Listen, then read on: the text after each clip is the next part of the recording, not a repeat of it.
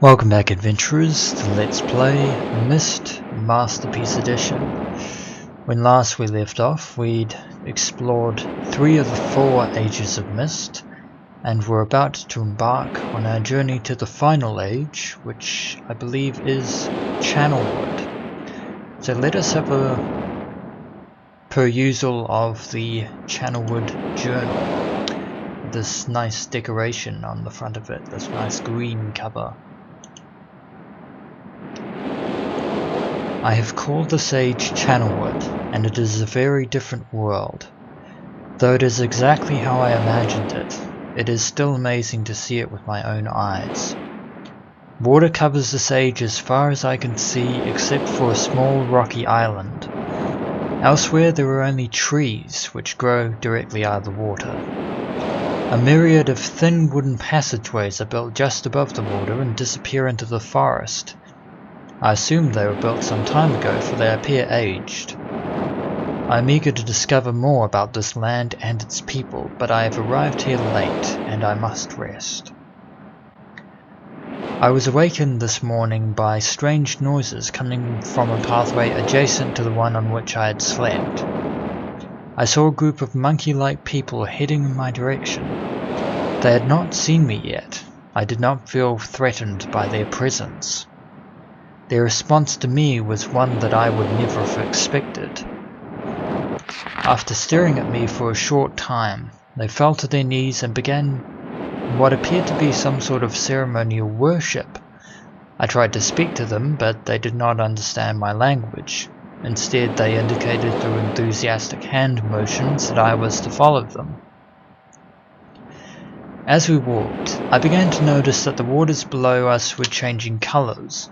Slowly, subtly, they would change from deep blue to muddy orange, then from muddy orange to beautifully clear. I was so intrigued by the water, I hardly noticed that we had arrived at a ladder. Climbing the ladder led us to their village, which is about 10 meters above the water, and can only be reached by rope ladders that stretch from the lower paths to the village level, approximately halfway up the grand trees. It is very interesting watching these people carry out their daily tasks. Even after watching them for hours, I did not understand exactly what they were doing. At sunset, they had motioned for me to follow them. I followed the creatures to the doorway of an enormous hut. Strangely, once inside, I found that the hut appeared larger than it had from the outside. The walls were garnished with bright metals, and in the center of the hut sat the leader of these people. At least, he appeared to be their leader, for he sat a meter off the floor in a thick throne. Guards surrounded this strong creature who was dressed in many exotic, colorful fabrics. Next to the leader was a very old human. At least to some extent he appears human. His hair, which was only on his face and head, was completely grey, almost white, and hung very long from his frail body. His thin head hung limply by an almost grotesque neck that could not hold its head up to look at me. But what a surprise, this creature could speak my language. Shortly thereafter I was given a bed with some hand motions that looked to be telling me to go to sleep. I look forward to learning more. As I suspected, the ancient creature is a human, but he is old beyond his own reckoning, and seems almost insane. However, the tree dwellers almost revere him as a god. They are treating me now in the same fashion, which makes me very uncomfortable. It is almost impossible to understand this old man. His voice is feeble but wild. He has adopted much of the language of the tree dwellers. He himself told me that he had not spoken our own tongue in ages. He attempted to explain to me the history of this place. The following is my best translation of what he has told me. Many years ago, the humans and tree settlers lived together in this place, which was then a vast island. They interacted very little. The humans dwelt on the ground, and the tree dwellers lived high above the humans. Occasionally, the island was disturbed by mysterious rumblings which happened randomly, some sort of tectonic or volcanic action, I suspect. The sometimes slight, sometimes heavy tremors would only last a short time. Then they would stop, allowing everything to return to normal. One day things changed. The rumbling began and grew quickly to unprecedented levels. Soon it became apparent that the entire island was sinking slowly into the ocean around them. Many of the humans died that day, but not before sacrificing themselves in order to stop the sinking of the island. The humans who lived through this catastrophe moved into the trees, where they gradually died out. Maybe because they were unequipped for such an environment, but I'm not sure. This is the story that the old man communicated to me, although many details were very unclear in my mind.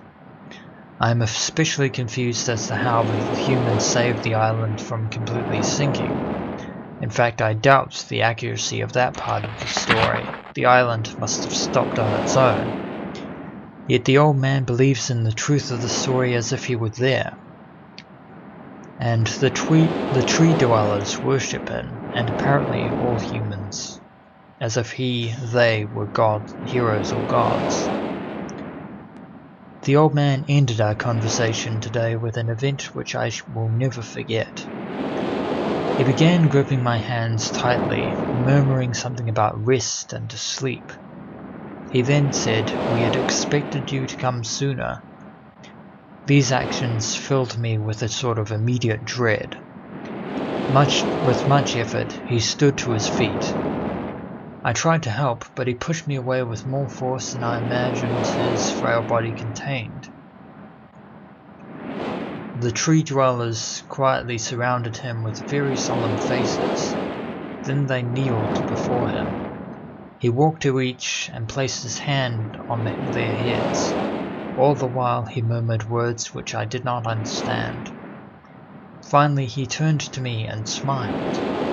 Then he closed his eyes and walked out the door and off of the narrow path high in the trees. The tree dwellers were silent. They began a procession down the nearest rope ladder. As I was descending, I saw several of them pick up the body. He had fallen onto a lower level of walkway and carry it away. He was laying down at the dead end of a short, pier-like structure. With the use of some potion, one of the tree creatures lit the pier on fire, and I watched as the flames engulfed him. As this strange funeral proceeded, the waters around the pier changed to dull green. This morning I awoke, finding it hard to even believe the previous evening's events. The water is a dull green for as far as I can see now. For some reason, the water no longer shifts color. As I wander throughout the pathways, the creatures watch me, curious to see what I will do next. They are constantly offering me strange objects of affection. I even found food outside the doorway to the room in which I had slept. This is a unique race of beings. I hope to learn their language soon so that I may learn more from them. I have lived on this world for 3 months off and on, and the tree dwellers have shown great hospitality. I am even beginning to learn bits of their language. I decided to return home for an extended stay with my loving wife and my sons, and hopefully return with them. However, I'm sure Catherine will once again refuse. I think this age will be a wonderful experience for them all, and I at least look forward to how Cirrus and Achenar will react to its curious inhabitants. Catherine is staying behind, as expected. My sons have returned with me and they enjoy this age very much. They get along very well with the tree dwellers and are picking up their language surprisingly fast. I have no doubt it will not be too long before they can speak with the tree dwellers much better than myself. I am leaving tomorrow to check on Osmian Age. Osmoian Age. Sirius has suggested that I allow him and his brother to stay, though the idea unsettles me. I know the boys are growing up rapidly. The hospitality of these creatures is such that I could think of no better place to leave them alone for a short while, so I will consent to their request. I warn the boys not to take advantage of the respect the tree dwellers have for their ideas. They seem to understand my warning, and I have faith they will follow it. Much to my dismay, upon arriving in Everdunes, I learned that Pran and her people are continuing to be menaced by the Choktik. I fear for their survival, and plan on returning to Earth shortly after checking on Sirius and Achenar here. See Everdunes Journal for more information. After watching Sirius and Achenar, I see that they are handling things very well, and I think I can put to rest any fears about leaving them in Channelwood again, and for a little longer time. The tree dwellers seem slightly distressed that I am leaving, but are happy that Sirius and Achenar are staying behind again. I've been gone for over 3 days, and have been to many different places. I had to tell Sirius and Achenar about Pran's death today, and they were visibly shaken, although they only remembered her from their childhood. Catherine has suggested that it would be wise for Sirius and Achenar to leave Channelwood for a while, and I have to agree. They will be returning with me when I leave again. I have told my sons that they would be returning with me in 2 days.